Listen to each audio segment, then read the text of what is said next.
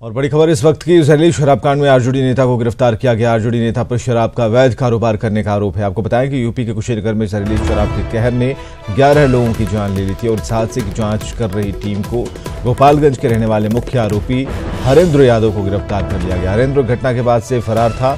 हरेंद्र को राजस्थान के भीलवाड़ा से गिरफ्तार किया गया। वहीं पुलिस उसे अब कुशीनगर ला रही है। तो बड़ी खबर हम आपको बता रहे हैं इस वक्त की, जहां एक बड़े शराब कांड, जहरीली शराब कांड में आरजेडी नेता को पकड़ा गया है, गिरफ्तार किया गया है। आरजेडी नेता पर शराब का अवैध कारोबार करने का आरोप है। यूपी के कुशीनगर में जहरीली शराब के कहर ने 11 लोगों की जान ली थी और इस हादसे की जांच कर रही टीम को गोपालगंज के रहने वाले मुख्य आरोपी हरेंद्र यादव को गिरफ्तार कर लिया। हरेंद्र घटना के बाद से फरार चल रहा था। राजस्थान के भीलवाड़ा से उसे पकड़ा गया है। पुलिस उसे अब कुशीनगर ला रही है।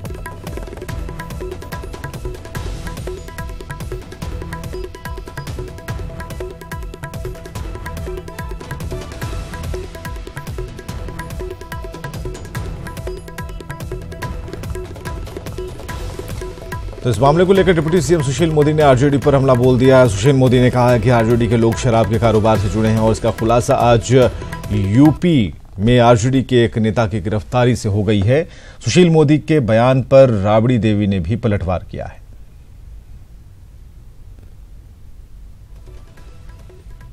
दल से जुड़े लोग शराब के अवैध व्यापार में किस तरह से लगे हुए, इसका कि ये घटना आज जानकारी मिली है कि गोपालगंज के राष्ट्रीय जनता दल का एक बड़ा नेता हरेंद्र यादव, उसको यूपी पुलिस ने राजस्थान से गिरफ्तार किया है। और कुशीनगर के अंदर जो जहरीली शराब का मामला हुआ था, इसमें कई लोग मारे गए थे, उसका वो मुख्य अभियुक्त फरार था और यूपी पुलिस ने उसको भीलवाड़ा में गिरफ्तार किया है। तो जो लोग शराबबंदी का मजाक उड़ाते हैं और तरह तरह के होम डिलीवरी और बाकी, तो सीएम ने तो कहा कि अगर होम डिलीवरी है तो आप जो टोल फ्री नंबर उस पर सूचना दीजिए। अब बताइए आपने आज तक क्यों नहीं सूचना दी? तो इसलिए राष्ट्रीय जनता दल के लोग इसलिए बौखलाए हुए हैं कि उनके लोग जो शराब के अवैध धंधे में शामिल थे, उन लोगों का धंधा मुश्किल हो गया है। वो बोली का कोई मायने नहीं रखता है। सुशील मोदी बोले हैं कि आप लोग बौखलाहट में इसलिए हंगामा कर रहे हैं। सब मोदी जी बौखलाहट में है, नरेंद्र मोदी जी बौखलाहट में है, आई सुशील कुमार मोदी बौखलाहट में है, नीतीश कुमार, ये लोग बौखलाहट में है। बिहार के जनता एक हो गया है। राष्ट्रीय जनता दल महागठबंधन के वोट देने के लिए तैयार है। ये लोग बौखलाहट में अपना आदमी छोड़े हुए है। सेना पूरा देश भर में सेना वो लोग जा रहा है, घूम रहा है, घर घर घूम कर पैसा दे रहा है। और चलिए कुशीनगर से हमारे साथ हमारे सहयोगी अशोक हैं, सीधे बात करते हैं। अशोक, कैसे पुलिस को ये जानकारी मिली और एक ऐसे किंगपिन को निकाला है उन्होंने जिसकी इस पूरे मामले में संलिप्तता थी?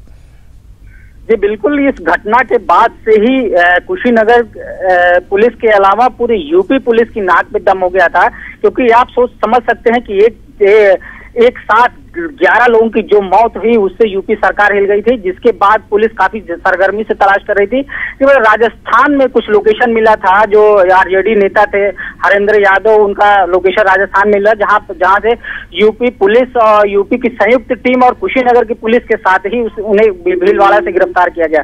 तो कुल मिलाकर ये मुख्य आरोपी है। लोगों का भी कहना था कि बिहार में शराबबंदी के बावजूद हरेंद्र यादव जो आरजेडी से ताल्लुक रखते थे, कुशीनगर और बिहार के जो सीमाई इलाके हैं उन इलाकों में वो स्प्रिट की सहायता से शराब बनाते थे और बिकवाते थे। जहां से पिछली बार जो मेला लगा था नहान के दिन, उसी मेले में लोगों ने जहरीली शराब का सेवन किया था, जिसके बाद घर आकर लोगों की तबीयत बिगड़ी और एक एक कर 11 लोगों की मौत हो गई थी। तो ये बड़ी सफलता मिली है कुशीनगर पुलिस को।